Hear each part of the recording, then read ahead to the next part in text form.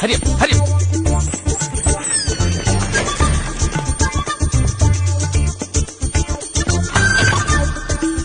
Doctor don't disturb.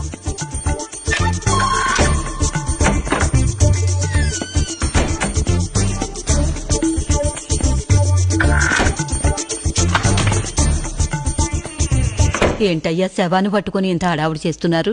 ఇప్పుడు doctor బయటకు వచ్చి దీనంగా మొహం పెట్టి కళ్ళజోడు తీస్తూ, సారీ మేము చాలా ట్రై చేశాం కానీ మీ అన్నయ్య చనిపోయాడు అని అంటాడు చూడు.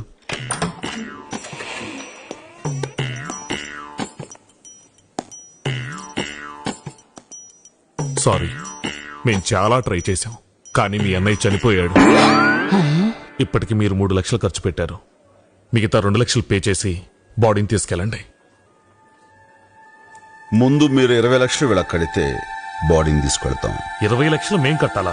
ఏంటి మీరనేది? డాక్టర్ల దగ్గర లాయర్ల దగ్గర అబద్ధం చెప్పకూడదంటారు కానీ మీ దగ్గర చెప్పకూడని ఇంకో మాట ఉంది. ఎంత ఖర్చైనా పర్వాలేదు కాపాడండి అని. అర్థం కాలా? నేను తీసుకొచ్చింది పేషెంట్ను కాదు, శవాన్ని. గవర్నమెంట్ ఆసుపత్రిలో డెత్ సర్టిఫికెట్ ఇచ్చిన ఒక శవానికి మీరు ఇన్ని గంటలు ట్రీట్మెంట్ ఇచ్చారు. 10 నిమిషాల్లో మీ ఎండి ఎక్కడున్నా సరే ఇక్కడికి రావాలి, లేకపోతే శవానికి ట్రీట్మెంట్ ఇచ్చిన మీ డాక్టర్లందరూ శవాలుగా మారుతారు. సిగ్గుగా లేదు? ఒక్కడు మనందరినీ ఫోర్స్ చేశాడు. వాడి దగ్గర ఇంకా ఏవే ఎవిడెన్స్ ఉన్నాయో చెప్పండి. గవర్నమెంట్ హాస్పిటల్లో పేషెంట్ చనిపోయాడన్న డెత్ సర్టిఫికేట్, మన హాస్పిటల్లో అడ్మిట్ అయిన time, lab reports, medical bills, total గా ఒక ఫైలే ఉంది సార్. కోల్కతా ఫోన్ చేసి డాడీ లైన్ లో పెట్టండి.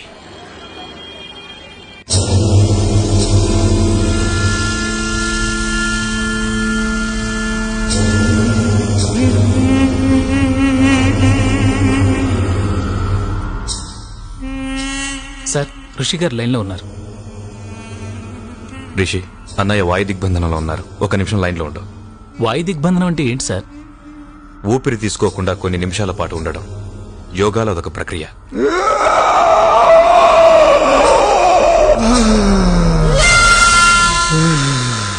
అన్నయ్య, రిషి ఫోన్. డాడీ, నేను రిషిని మాట్లాడుతున్నాను.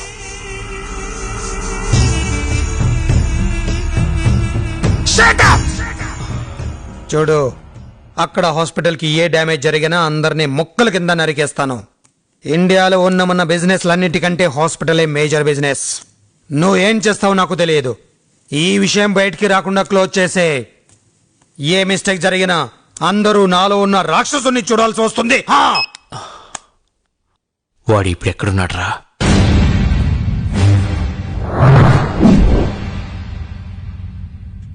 నువ్వు కూర్చోన్నా, నిలబడితే వాడికి మర్యాద ఇచ్చావనుకుంటాడు.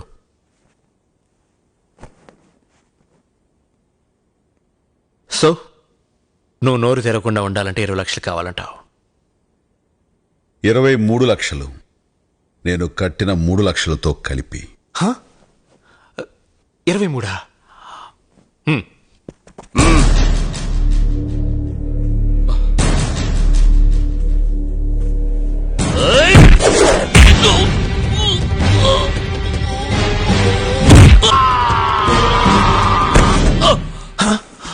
అంత మర్యాద ఇవ్వకర్లా.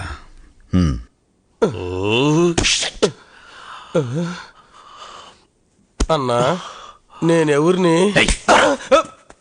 గురువు గారిని చూస్తుంటే జెంట్లమెన్లా ఉన్నారు. ఆయనతో క్లాష్ కంటే క్యాష్ సెటిల్మెంట్ చేసుకుంటేనే బెటర్.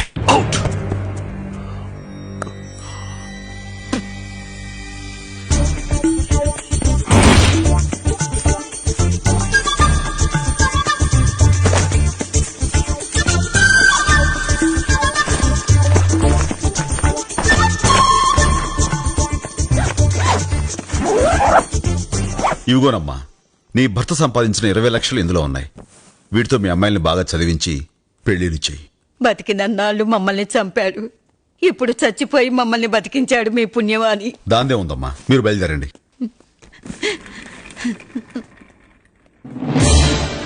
ఇలా తలలో ఉంచుకుని నిలబట్టం కోసం కాదు మీరు డాక్టర్లు అయ్యింది. ఒక హిందూ ఈశ్వరుణ్ణి మొక్కుతాడు, ఒక ముస్లిం అల్లా కోసం నమాజ్ చేస్తాడు, క్రిస్టియన్ యేసు ప్రభువునే ఆరాధిస్తాడు. కానీ అన్ని మతాల వాళ్ళు చేతులెత్తి మొక్కేది మీ డాక్టర్లకి. మీరు మాత్రం వాళ్ళ జీవితాలతో ఆడుకుంటున్నారు. ఇది మీ డాక్టర్ల వృత్తికే సిగ్గుచేటు. మమ్మల్ని క్షమించండి సార్. తెలుగు భాషలో నాకు నచ్చని ఒకే ఒక్క మాట క్షమించడం.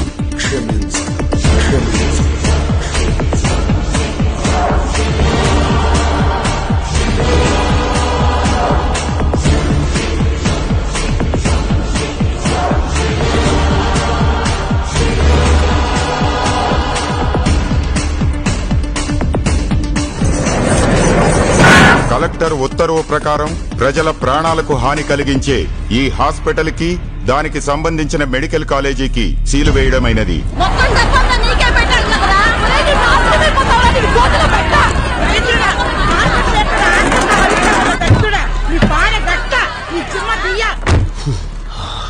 సార్ మీరెందుకు వచ్చారు సార్? ఈ జనం ఊరుకునేలా లేరు. వాడు మన దగ్గర డబ్బు తీసుకుని కూడా మోసం చేశాడు.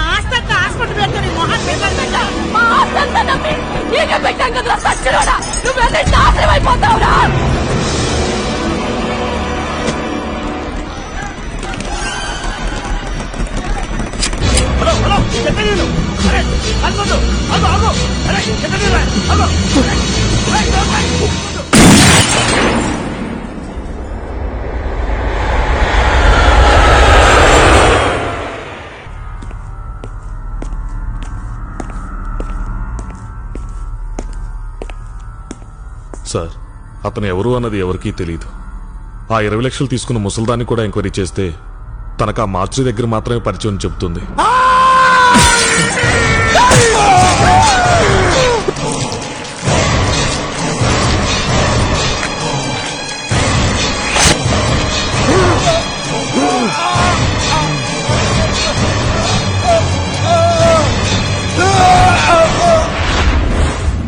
వాడెవడో నాకు తెలియాలి.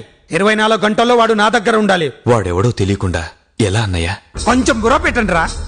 మన హాస్పిటల్లో 8 ఎంట్రన్స్ ఉన్నాయి కదా. ప్రతి ఎంట్రన్స్ దగ్గర క్లోజ్ సర్క్యూట్ కెమెరాలు ఉన్నాయి కదా. ఏదో ఒక కెమెరాలో వాడు వచ్చింది రికార్డే ఉంటుంది కదా. ఆ కేసు తెప్పించండి. సుబ్బు ఇక్కడే ఉంటున్నావా? అవునరా, meet my classmate Balaji. Hello, nice meeting you. అదేంట్రా, మన ఇద్దరం సిటీ కాలేజీలో బీఎస్సీ వరకు చదువుకున్నాం. నాకు తెలియకుండా అయితే నీ క్లాస్మేట్ ఎప్పుడయ్యాడు? ఒరే సోడా బుడ్డి, మన ఇద్దరం సిటీ కాలేజీలో డిగ్రీ చేసాం. వీడు నేను నిజాం కాలేజీలో పీజీ చేసాం. డిగ్రీ ఓ కాలేజీలో పీజీ ఓ కాలేజీలో చేయకూడదా ఏంటి? ఇప్పుడు చూడబోయేది హాస్పిటల్ మెయిన్ ఎంట్రన్స్ రిసెప్షన్ దగ్గర రికార్డ్ అయిన క్యాసెట్ సార్. లేచాయి. Okay sir. మేడం, ఈ ఫ్లాపీలో ఉన్న లిస్ట్ చూడాలి. ఆపండి ఆపండి ఆపండి ఆపండి మేడం, ఇప్పుడు ఈ రెడ్ కలర్ లో ఉన్న ఆ 2 పేర్లని సెపరేట్ చేయండి మేడం. ఒక్క నిమిషం. ఇప్పుడు ఈ ఇద్దరు ఏ కాలేజీలో చదివారు చూడండి మేడం. ప్రభాకర్ చదివింది హిందూ కాలేజ్ మచిలీపట్నం, మొయినుద్దీన్ చదివింది జేకేసీ కాలేజ్ గుంటూరు. మేడం, వీళ్ళు పీజీ ఎక్కడ చదివారో చూడండి. వాడు శవాన్ని తీసుకొచ్చిన టైం ఉదయం 10:45. మనకి క్యాసెట్ లో చూపిస్తున్న టైం 10:38. అంటే ఇంకో 7 నిమిషాల్లో వాడెవడో మనం తెలుసుకోవచ్చు సార్. ఫార్వర్డ్ చేయి. National college Hyderabad. ఎస్, ఇద్దరు ఒకే కాలేజ్. మేడం, ఇప్పుడు ఒక్కొక్క ఆఫీస్ లో రెడ్ కలర్ లో ఉన్న పేర్లన్నీ సపరేట్ చేసి వీళ్ళందరూ పోస్ట్ గ్రాడ్యుయేషన్ ఎక్కడ చేశారో చూడండి. నేషనల్ కాలేజ్ అందరూ అదే కాలేజ్.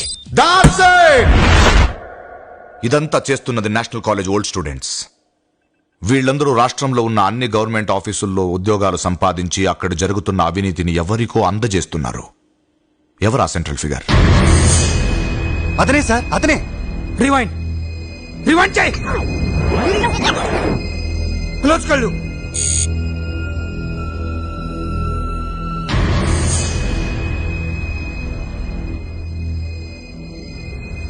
ఇంకా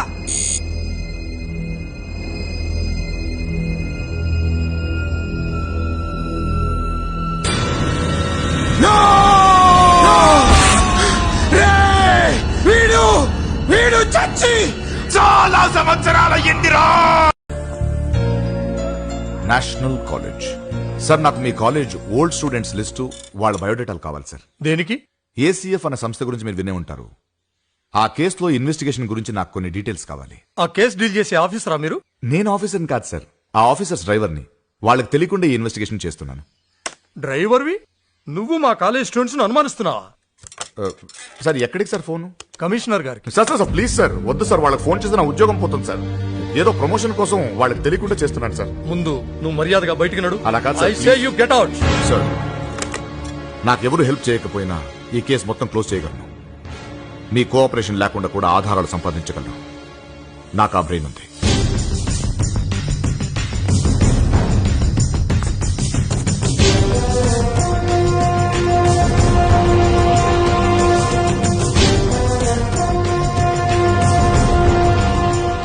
సార్ ఏంటి పోలీసులు వచ్చారు? మన కాలేజీ ఓల్డ్ స్టూడెంట్స్ లిస్ట్ కావాలని వచ్చాడు. ఏదో ఏసీఎఫ్ కేసు ఇన్వెస్టిగేషన్ అట.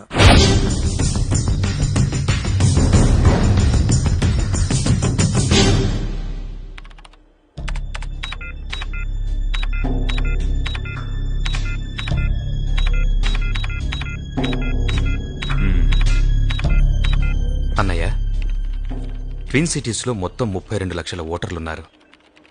కానీ అతని ఫోటో ఏ ఫోటోతో మ్యాచ్ కావడం లేదు. నాకు కారణాలు వద్దు, వాడు కావాలి, ప్రాణాలతో కావాలి. వాడు మన నుంచి తప్పించుకోలేడు. వాడి మీద కాన్సంట్రేషన్తో మన బిజినెస్ వదిలేస్తున్నాం. వాడు దొరుకుతాడు, నీ చేతిలోనే చస్తాడు.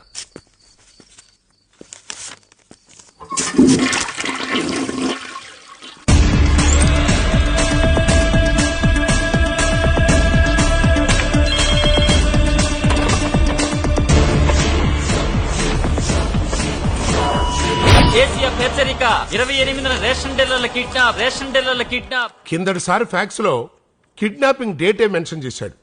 ఈసారి డిపార్ట్మెంట్ నేమ్ కూడా మెన్షన్ చేశాడు. ఈసారి ఏ డిపార్ట్మెంట్ సార్? అంత సంబరపడి అడుగుతున్నావు. నీకు ప్రాణాలు తీయటం అంటే పండగ చేసుకున్నట్టు అనుకుంటా. నిన్ను కిడ్నాప్ చేస్తే తెలుస్తుంది. మీరు ఆ ఛాన్స్ నాకు ఎందుకు ఇస్తారు సార్? నాకు ముందు మీరున్నారుగా. నువ్వు డెఫినెట్ రా. ఈ డిపార్ట్మెంట్లో అయితే ఎక్కువ కాలం ఉండవు. వెళ్ళు.